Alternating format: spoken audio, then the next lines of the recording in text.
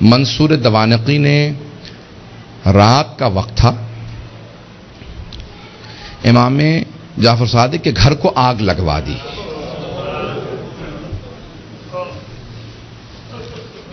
آج کل آپ نے دیکھا روشنیاں ہوتی ہیں، پانی کا نظام کچھ اور ہے. پرانے زمانے میں گھر میں کنواں ہوتا تھا، پانی نکالا جاتا تھا، چراغ ہاتھ میں ہوتے تھے. رات کا وقت تھا، امام کے گھر میں آگ لگا دی. امام کے جو خادم تھے نا وہ فوراً آگ بجھانے لگے. میرے طرف دیکھیے گا، ایک جملہ کہہ دو، اس کے بعد صرف 2-4 منٹ 5 منٹ زحمت دوں گا آپ کو مصائب کی. امام کے جتنے خادم تھے نا وہ سب کے سب آگ بجھانے لگے. امام اپنے گھر سے باہر نکلے، گھر میں آگ تھی. باہر نکلنے کے بعد نہ جانے صحن میں کیا دیکھا، ایک دیوار سے ٹیک لگا کے بیٹھ گئے اور زاروں قطار رونا شروع کر دیا. امام روتے جاتے تھے، خادم آگ بجھا رہے تھے. ایک خادم رکا، فوراً دوڑتا ہوا امام کی بارگاہ میں آیا کہ مولا کیا بات ہے، نہ آپ آگ بجھانے میں مدد کر رہے ہیں، نہ گھر سے باہر جا رہے ہیں، ایک طرف بیٹھ کے روتے چلے جا رہے ہیں. مولا کیا بات ہے، مجھے سمجھائیے کیوں اتنا رو رہے ہیں. کہا کہ مجھے شام غریبہ یاد آ گئی، مجھے شام غریبہ یاد آ گئی. تو مولا اس وقت شام غریبہ کیوں یاد آئی ہے؟ مولا نے اپنے خادم کو مخاطب کر کے کہا، تو دیکھ رہا ہے میری بیٹیاں سر پہ برقعے سنبھالے، کبھی صحن میں اس طرف سے ادھر جاتی ہیں، کبھی ادھر سے ادھر جاتی ہیں، کتنی پریشان ہیں. جب میں نے اپنی بیٹیوں کو صحن میں دوڑتے دیکھا مجھے میری پھپھیاں یاد آ گئیں. کہا مولا کیوں؟ کہا نہ میرے جد حسین سر پہ موجود تھے، نہ میرے چچا عباس موجود تھے، نہ علی اکبر سنبھالنے کے لیے تھے، نہ قاسم، اور سید سجاد میرے دادا بیمار پڑے تھے. جب خیموں میں آگ لگی ہر بی بی تڑپنے لگی، کبھی اس خیمے سے اس خیمے میں، کبھی اس خیمے سے اس خیمے میں. کہا جب ایک مرتبہ سارے خیمے جل گئے، امام سجاد کے خیمے میں آئے. مولانا پیش کر چکے، میں شام غریبہ نہیں پڑھوں گا. کہا مجھے شام غریبہ یاد آ گئی. عزیزان گرامی، میں صرف 2 روایات پیش کرنا چاہ رہا تھا. پہلے مولا نے کہا مجھے شام غریبہ یاد آ گئی. دوسرے، جب ایک مرتبہ عاشور کا دن تھا، امام کے گھر کے اندر عجیب و غریب عالم ہے، امام بیٹھ کے رو رہے ہیں. اتنے میں کچھ شیعہ آئے. کہا مولا کیا بات ہے، اتنے محزون ہیں؟ کہا حکومت اعلان نہیں کرتی آج عاشورہ ہے، میرے جد حسین کی مجلس کا دن ہے.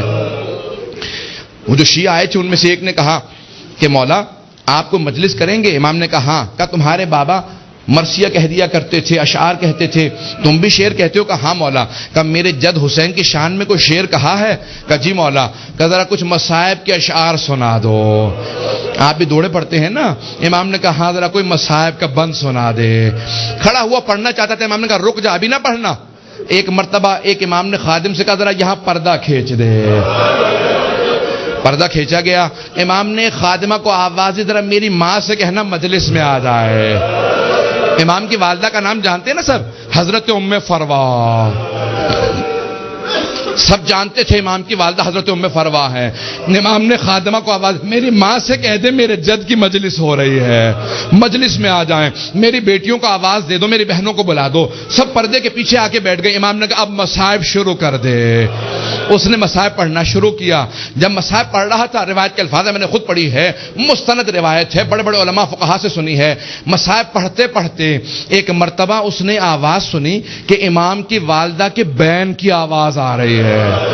حضرت ام فروا بین کرنے لگی، ہائے میرا جد مارا گیا، ہائے حسین مارا گیا. بین کرنے لگی. اب امام صادق سے برداشت نہیں ہو رہا تھا، آنسو بہ رہے تھے، ریش تر تھی. امام نے امامہ اتار رکھا تھا، تڑپ رہے تھے. وہ جو مصائب پڑھ رہا تھا نا وہ امام کی والدہ کے خاندان سے تھا. اس نے مخاطب ہو کے کہا اے ام فروا، اگر آپ زیادہ روئیں گی نا تو آپ کا بیٹا جعفر صادق آپ کو دلاسا دینے آئے گا، آپ کو سینے سے لگائے گا، آپ کے آنسوؤں کو صاف کرے گا، آپ کی چادر کو سنبھال کے رکھے گا. لیکن اے ام فروا، آپ کی پھپھیاں جب میدان کربلا میں رو رہی تھی، کبھی شمر تازیانہ مارتا تھا، کبھی خولی تازیانے مارتا تھا، بس بھائی اجرکم اللہ، میں تمام کر دیتا۔ ایک مرتبہ روایت کے الفاظ یہ ہیں، سارے مدینے والے امام صادق کے دروازے پہ جمع ہو گئے، نہ جانے کیا ہو گیا، اس بلند آواز سے سب رو رہے ہیں، سب دروازے پہ آ گئے۔ امام نے دروازے کی طرف اشارہ کیا، امام نے کہا الباب الباب، دروازہ بند کر دو، دروازہ بند کر دو۔ پوچھا مولا کیا بات ہے؟ کہا میرا چھوٹا سا بیٹا بے ہوش ہو گیا۔ کسی نے پوچھا یہ کون سا بیٹا؟ کہا موسیٰ کاظم۔ امام موسیٰ کاظم بھی برداشت نہیں کرتے تھے میری پھپھیوں کے مصائب اس طرح سے بیان کیے جائیں، رونے کے اوپر پابندی تھی۔ اجرکم اللہ، بس بھئی میں نے تمام کر دیا۔ ایک روایت کے چند جملے پیش کروں گا۔ آج کس کو پرسہ دیں گے؟ آپ نے امام صادق کی مجلس رکھی ہے نا، دو اماموں کو پرسہ دیں گے، ایک 12ویں امام علیہ السلام کو پرسہ دیں گے، اور ایک اس امام کو پرسہ دیں گے جس کا جنازہ پل بغداد پہ پڑا رہا۔ امام زمانہ کہتے ہیں میرا سلام و میرے جد موسیٰ کاظم پہ، کہ جس کا جنازہ اٹھانے کے لیے 4 مزدوروں کو پیسے دیے گئے، 4 مزدوروں نے پیسے لیے، جنازہ اٹھایا۔ کہا 5واں ان کے سامنے چلتا جاتا تھا اور نعرہ لگاتا جاتا تھا ماتا امام الرفضہ، رافضیوں کا امام مر گیا۔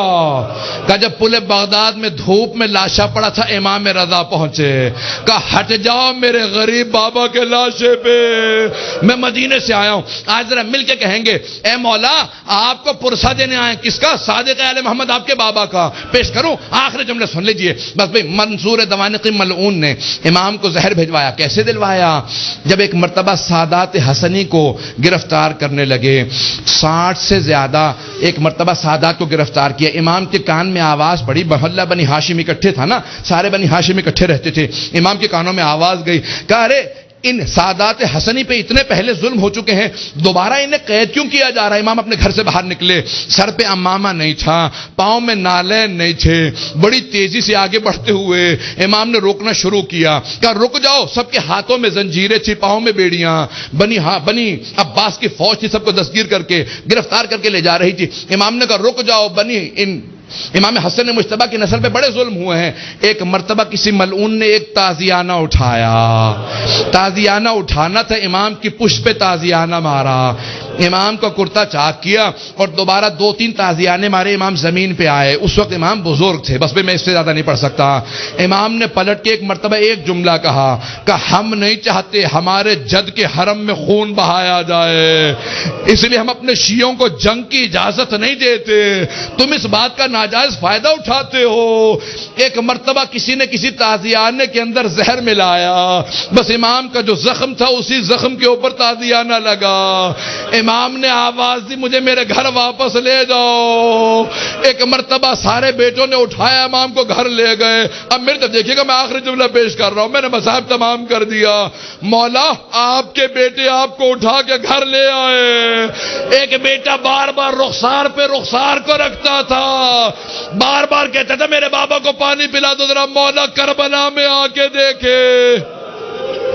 ایک 72 کے لاشیں اٹھا کے لانے والا بھوکا پیاسا ذوالجناح کی پشت سے زمین پہ آ رہا ہے۔